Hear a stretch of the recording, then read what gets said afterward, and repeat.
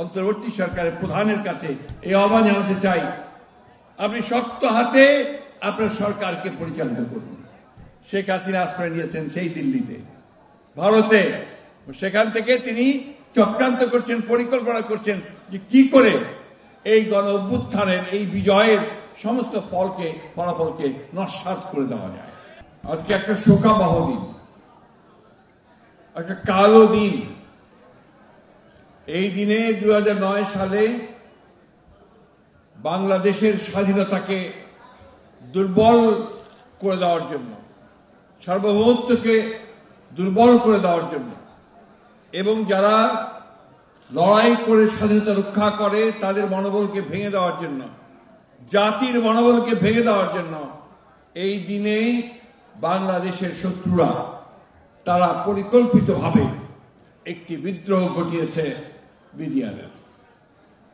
BDR এমন একটা সংগঠন ছিল যেটা সেই ব্রিটিশ ভারত থেকে শুরু করে অত্যন্ত যোগ্যতার সঙ্গে, সাহসের সঙ্গে তারা তাদের ভূমিকা পালন করেছে। আমাদের এই বাংলাদেশেও তারা সেই ভূমিকা পালন করেছে যাতে করে তাদের সীমান্তকে তারা রক্ষা করতে পারে, সেই কাজ তারা করেছে। সেটাই ছিল কাল। আওয়ামী লীগ ক্ষমতায় আসার পরেই অত্যন্ত পরিকল্পনার সঙ্গে যারা বাংলাদেশের শত্রু তাদের সঙ্গে যোগ সাজস করে এই বিদ্রোহের ঘটনা ঘটিয়ে সেদিন বাংলাদেশ সেনাবাহিনীর, দেশপ্রেমিক সেনাবাহিনীর প্রায় 57 জন দেশপ্রেমিক চৌকস কর্মকর্তাকে তারা হত্যা করেছে। মেজর জেনারেল থেকে শুরু করে একজন লেফটেন্যান্ট পর্যন্ত তাদের পরিবার পরিজন কাউকে তারা মান রাখেনি। এই যে একটা ভয়াবহ হত্যাকাণ্ড। আমার প্রশ্নটা ওই জায়গায় যে সেদিন যিনি রাষ্ট্রের দায়িত্ব ছিলেন, যিনি সেদিন এই রাষ্ট্রের নিরাপত্তার দায়িত্বে ছিলেন, শেখ হাসিনা, তিনি সেদিন কি ভূমিকা পালন করেছেন? আমার প্রশ্ন সেনাবাহিনীর প্রধানের কাছে, যেখানে তিনি ওথ বাউন্ড ছিলেন যে তার সহকর্মীদের, সহযোদ্ধাদের তিনি রক্ষা করবেন, সেদিন তিনি কি ভূমিকা পালন করেছেন? আমরা অবাক বিশ্বে লক্ষ্য করলাম যে নাটক চলছে। ওই সুগন্ধায় বসে আর আপনার সেরাটন থেকে ভালো ভালো খাওয়া নিয়ে গিয়ে যারা বিদ্রোহ করলো, যারা হত্যা করলো, তাদের নেতাদেরকে বসিয়ে খাওয়া দাওয়া করানো হলো। আমরা কি বলবো, কি বুঝবো, কি বুঝবে মানুষ? আজকে এই যে বিক্ষোভ, এই যে ঘৃণা তাদের প্রতি, এটা একদিনে তৈরি হয়নি বন্ধুগণ।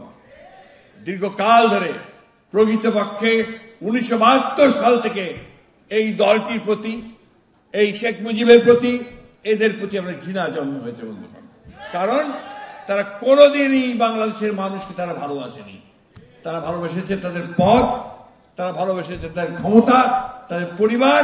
এভাবেই তারা আজকে এই বাংলাদেশকে ধ্বংসের মুখে ঠেলে দেওয়ার চেষ্টা করেছিল বন্ধুগণ। আজকে বাংলাদেশ সেনাবাহিনী আমাদের শক্তি। আমরা তাদেরকে সব সময় দেখেছি যে জাতির যে কোনো দুঃসময়ে তারা এগিয়ে আসে।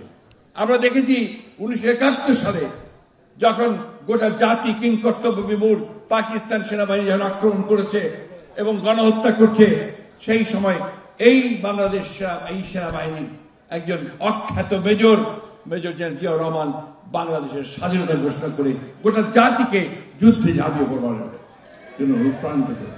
আবার দেখেছি 7ই নভেম্বর একইভাবে এই বাংলাদেশ সেনাবাহিনীর লোকেরাই এই জেনারেল জিয়ার নেতৃত্বে সেদিন আবার দেশকে তার স্বাধীনতা রক্ষা করেছে। আবার এবারও আমরা দেখেছি এই 24-এর গণ অভ্যুত্থানের মধ্যে যে বাংলাদেশ সেনাবাহিনী একটা প্রকৃতপক্ষে দেশপ্রেমিক ভূমিকা পালন করেছে।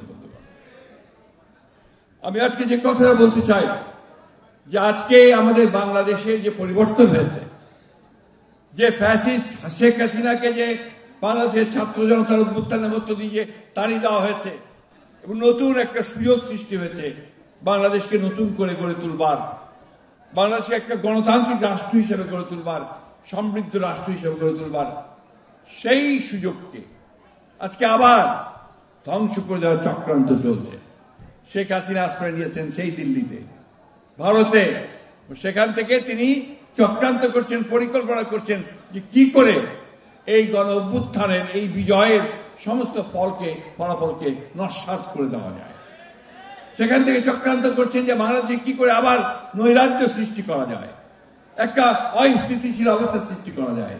তারই চক্রান্ত আমরা দেখছি আজকে বিভিন্নভাবে বিভিন্ন পক্ষ থেকে একটা অস্থির অবস্থা সৃষ্টি করা হচ্ছে।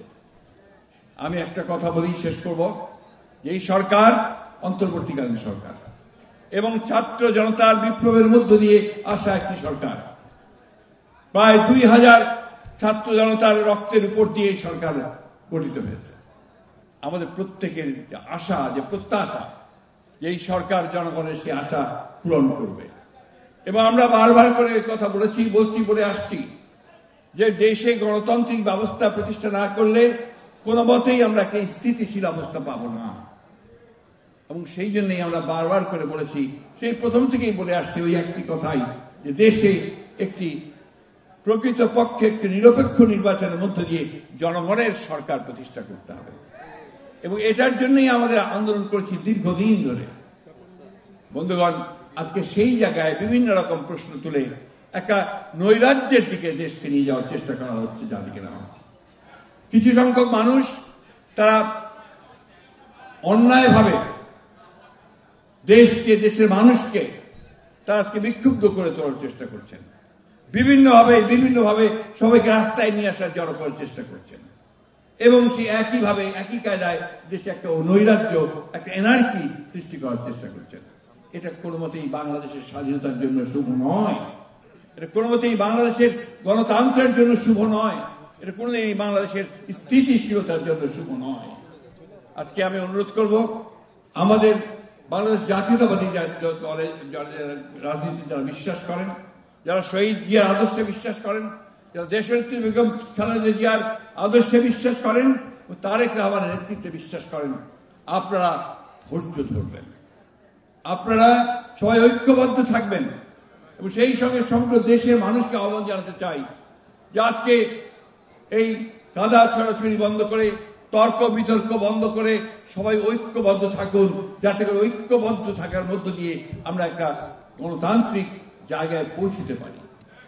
আমরা এই কথা বারবার করে বলছি যে অনেকে আমাদের সমালোচনা করে বলার চেষ্টা করছে যে আমরা নাকি শুধু নির্বাচন করছি, আমরা সংস্কার করতে চাই না। এত বড় মিথ্যা কথা, মিথ্যা প্রচারণা তারা চালাচ্ছে বিভিন্নভাবে, বিশেষ করে সোশ্যাল মিডিয়াতে, তাই না? কয়েকজন মানুষ, গুটিকতক মানুষ তারা টার্গেট করেছে বিএনপিকে, মিথ্যা প্রচারণা, অপপ্রচার করে বিএনপিকে হেয় প্রতিপন্ন করতে চায়। কারণ বিএনপি হচ্ছে সেই দল যারা এই দেশের স্বাধীনতা সার্বভৌমত্বকে রক্ষা করেছে অতীতে, এখনো করবে ইনশাআল্লাহ। এই দেশের স্বাধীনতা তো নিয়ে এসেছে বিএনপির প্রতিষ্ঠাতা শহীদ প্রেসিডেন্ট জিয়াউর রহমান। গণতন্ত্রের সূচনাও করেছেন শহীদ প্রেসিডেন্ট জিয়াউর রহমান।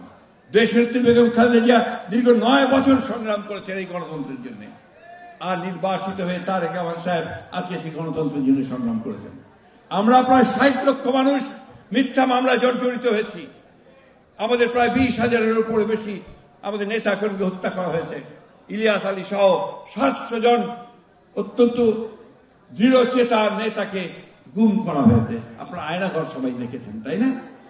এই আয়নাঘরে দেখুন আমাদের কত ছেলেকে ধরে নিয়ে গেছে আয়নাঘরে, গুম হয়েছে কতজন, তার মধ্যে দেখবেন 90% হচ্ছে বিএনপির লোক ছিল। বন্ধুগণ, আমি এক বক্তব্য শেষ করব আপনাদের কাছে এই আহ্বান জানিয়ে, আজকের এই শোকাবহ দিনে আসুন আমরা সবাই ঐক্যবদ্ধ হই। আমাদের সেই সব বীর সৈনিক যারা আমাদের দেশের স্বাধীনতার জন্য প্রাণ দিয়েছেন, এত প্রাণ কিন্তু মুক্তিযুদ্ধেও যায়নি। 57 জন অফিসার মুক্তিযুদ্ধেও শহীদ হননি। এই অত্যন্ত পরিকল্পিতভাবে এই 27 জন চৌকস অফিসারকে হত্যা করা হয়েছে। সেই জন্য আসুন আজকে আমরা শপথ নেই যে আমরা যে কোনো মূল্যে বাংলাদেশের স্বাধীনতার সার্বভৌমত্ব আমরা রক্ষা করব। আমরা যে কোনো মূল্যে বাংলাদেশে স্থিতিশীলতা রক্ষা করব। আমরা যে কোনো মূল্যে বাংলাদেশে গণতান্ত্রিক ব্যবস্থা ফিরিয়ে আনব। আমরা সংগ্রাম করেছি, লড়াই করেছি, লড়াই করব আরো। কিন্তু আবার সেই কথা বলতে চাই, অন্তর্বর্তী সরকারের প্রধানের কাছে এই আহ্বান জানাতে চাই, আপনি শক্ত হাতে আপনার সরকারকে পরিচালিত করুন। এ কথা কেউ যেন না বলে যে আপনি কোনো পক্ষপাতিত্ব করছেন। আপনাকে সেটা আমি শুনতে চাই না আমরা, কারণ আপনি অনেক অত্যন্ত লব্ধ প্রতিষ্ঠিত একজন বিখ্যাত মানুষ, সারা বিশ্বে আপনার নাম আছে, সেটা রাখবেন আপনি, সেটাই আমরা আশা করি আপনার কাছ থেকে। আমরা আশা করব যে সম্পূর্ণ নিরপেক্ষতা বজায় রেখে যত দ্রুত সম্ভব সংস্কার যেটা নিম্নতম প্রয়োজন সেটাকে সম্পূর্ণ করে নির্বাচনের দিকে এগিয়ে যান এবং সুষ্ঠু অবাধ নির্বাচনের মধ্য দিয়ে দেশে স্থিতিশীলতা, শান্তি এবং ভবিষ্যতের জন্য সমৃদ্ধি আনবেন, এটাই আমরা আপনাদের কাছে প্রত্যাশা করি।